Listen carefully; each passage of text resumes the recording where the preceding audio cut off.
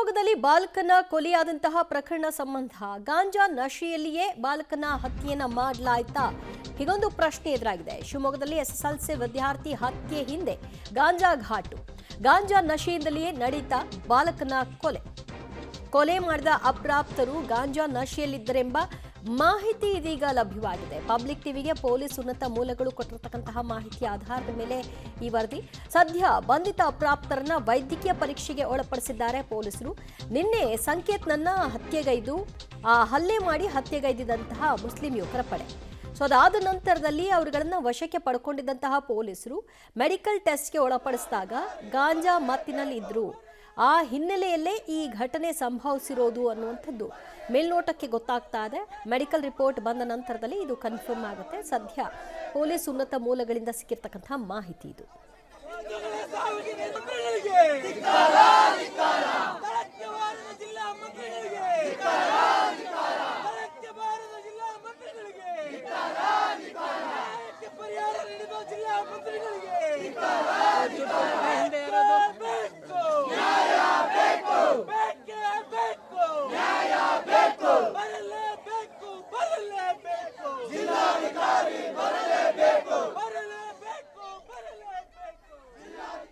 ಶಿವಮೊಗ್ಗದಲ್ಲಿ ಬಾಲಕನ ಮರ್ಡರ್ ಪ್ರಕರಣಕ್ಕೆ ಸಂಬಂಧಪಟ್ಟ ಹಾಗೆ ಈಗಾಗಲೇ 7 ಮಂದಿ ಅಪ್ರಾಪ್ತರನ್ನ ವಶಕ್ಕೆ ಪಡ್ಕೊಳ್ಳಲಾಗಿದೆ. ಶಿವಮೊಗ್ಗ ಎಸ್ಪಿ ನಿಖಿಲ್ ಈ ಕುರಿತಾಗಿ ಮಾಹಿತಿಯನ್ನು ಹಂಚಿಕೊಂಡಿದ್ದಾರೆ. 7 ಜನ ಅಪ್ರಾಪ್ತರನ್ನ ಕೊಲೆ ಸಂಬಂಧ ಬಂಧನಕ್ಕೆ ಒಳಪಡಿಸಲಾಗಿದ್ದು ತನಿಖೆ ಮುಂದುವರೆದಿದೆ. ಕ್ರಿಕೆಟ್ ಆಟದ ವಿಚಾರದಲ್ಲಿ ನಡೆದಂತಹ ಗಲಾಟೆ ಅದು ಕೊಲೆಯಲ್ಲಿ ಅಂತ್ಯವನ್ನ ಕಂಡಿದೆ. ಗಿರೀಶ್ ಬಳಿ ಆರೋಪಿಗಳು ಕ್ರಿಕೆಟ್ ಆಟವಾಡಿದ್ದಂತಹ ಹಿನ್ನೆಲೆಯಲ್ಲಿ ಗಲಾಟೆ ಮಾಡಿಕೊಂಡಿದ್ದಾರೆ. ಈ ವೇಳೆ ಸಂಕೇತ್ ಗಲಾಟೆ ಬಿಡಿಸಲು ಹೋಗಿದ್ದಂತಹ ಹುಡುಗ. ಆ ವೇಳೆ ಗಲಾಟೆ ನಡೆದು ಸಂಕೇತ್ನ ಮರ್ಡರ್ ಆಗಿದೆ ಅಂತ ಗೊತ್ತಾಗ್ತಾ ಇದೆ.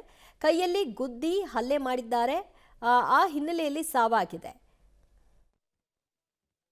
ಸುಳೆಬೈಲ್ ಅನ್ನೋ ಜಾಗದಲ್ಲಿ ನಿನ್ನೆ ರಾತ್ರಿ ಒಬ್ಬ ಅಪ್ರಾಪ್ತನ ಮೇಲೆ ಒಂದು ಹಲ್ಲೆ ಆಗಿ ಅವನು ಮರಣವನ್ನು ಹೊಂದಿದ್ದ. ಈ ಅಪ್ರಾಪ್ತನನ್ನು ಒಂದು 7 ಜನ ಒಂದು ಕೈಯಲ್ಲಿ ಗುದ್ದಿದ್ರು ಅಂತ ನಮಗೆ ಪ್ರಥಮ ಮಾಹಿತಿ ದೊರಕಿತ್ತು. ಇದಕ್ಕೆ ಮೂಲ ಕಾರಣ ಬಂದ್ಬಿಟ್ಟು ಒಂದು ಕ್ರಿಕೆಟ್ ಮ್ಯಾಚಲ್ಲಿ ಆಗಿದ್ದಂತಹ ಒಂದು ವಾಗ್ವಾದ.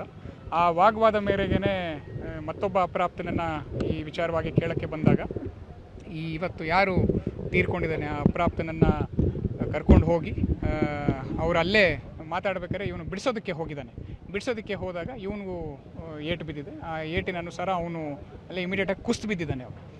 ಕುಸಿದು ಬಿದ್ದ ನಂತರ ಅವನ್ನ ಹಾಸ್ಪಿಟ್ಲಿಗೆ ಶಿಫ್ಟ್ ಮಾಡಿದಾಗ ಅವನು ಬ್ರಾಡ್ ಡೆಡ್ ಅಂತ ನಮಗೆ ಗೊತ್ತಾಗುತ್ತೆ.